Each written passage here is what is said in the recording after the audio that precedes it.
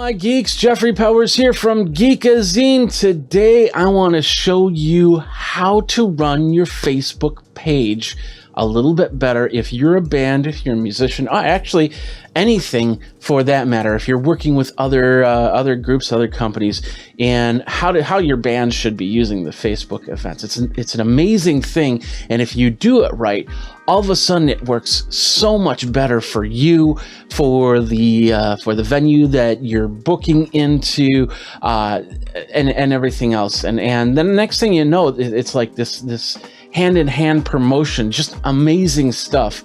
And I've been using it not only as a musician, but I also work with a couple bars, and I create their Facebook pages and I run their Facebook pages. And what we do is we set this up so we add events, they add events, and the schedule gets filled up, and everybody gets notified. It's an amazing thing. And in this part, I'm showing you just about creating the event itself, and that's what's really cool about this. So let me show you how it works here. First of all, we're going to use Geekazine, and we're going to just basically create an event in Geekazine. And what I'm going to do is I'm going to add myself to the event to show you how that works. So basically what we're going to do is we're going to go down to create event right here. Boom. Pretty straightforward, right? Nothing to that. We could change our photo. Let's add an event name. This is a test. Boom. Don't need a location. Frequency just occurs once. Starts, let's say, on the 25th. Merry Christmas, everybody. So 12 p.m. CST. We have to select the category. Okay, that's easy. We'll just say technology. There's no technology. Maybe computer. Maybe art. Art. There we go. And we'll just say this is a test. Yeah, you have to fill in the category, but I don't think you have to fill in the description or the keywords. You don't have to put in a schedule. You don't have to say it's kid friendly. Let's keep going down here. The next, and you might not have tickets. It might be a free event, so you don't have to worry about that unless you have tickets for it. And it's a great way for you to promote your if like it's an Eventbrite or something like that, then you can have them go to the page to buy their tickets. But this is the key right here, co-hosts.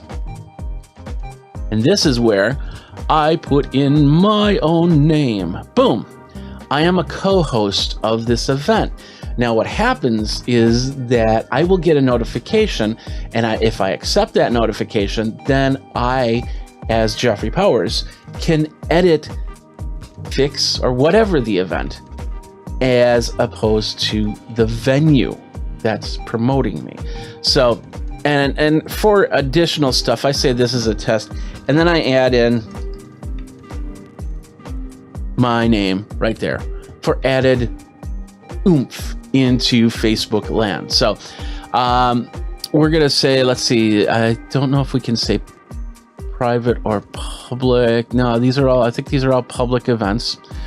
So yeah, you can display the guest list. You can always say anyone can post. Well, in this case, we'll say only hosts can post.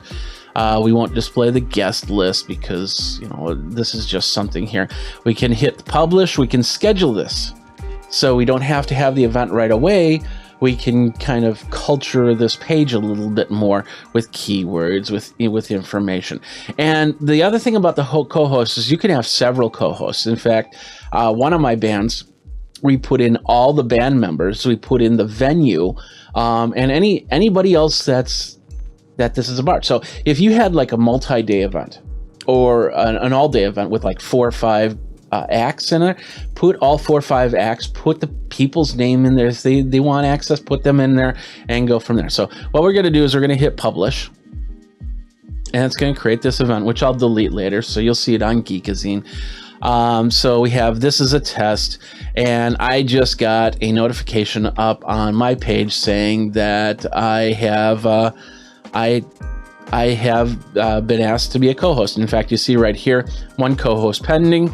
I'll click on here, and that's the co-host. That's me.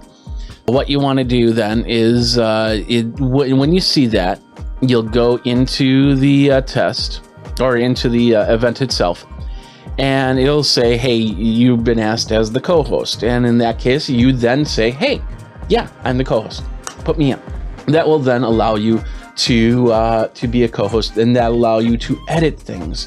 Like for instance, let's say the picture I want to put a picture of me into this event rather than the Geekazine photo that I have there. I can do that, and I have, like I said, when I do this for bars around the area, the bands can then go into that Facebook page and then they can edit it. Now the same thing can happen on the reverse end. The band can create the event, add me as a co-host, and then I can go in and make any changes that need to be made.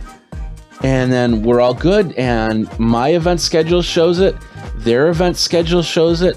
Another cool thing is a lot of the bars that I control the Facebook page have websites, and with those websites I have a special WordPress plugin which I use that basically will check the Facebook page and it'll say new events coming in. Okay, import them into WordPress. And then I'll review those, make sure that because it puts in a photo, it puts in almost every piece of information that you see in Facebook into the web page. So I don't have to touch a thing at the end. And that's what's really cool, because automating this whole thing just really helps in the overall production of creating your event. And then more people see it, and more people they react to it.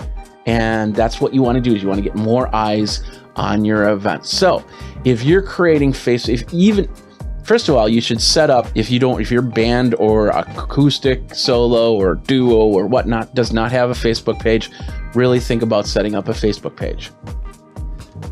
Work with the bar, and when you create an event, add the bar as a host. If they don't accept it, that's their thing. But if they do accept it, then it gets added to their schedule of events and your schedule of events.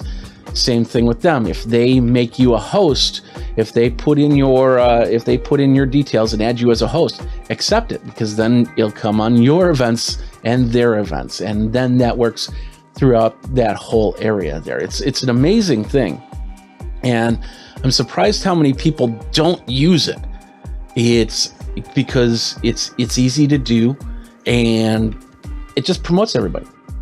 Simple as that. So anyway, that is how you do it. If you have any questions, of course, how your band should be using Facebook events, and there's more to it than just that. This is just one small little bit in probably a bigger way to really just push your events to everybody. But you have any questions, tweet me over at Geekazine, geekazine@gmail.com. Of course, Twitter, Geekazine, Facebook, Geekazine.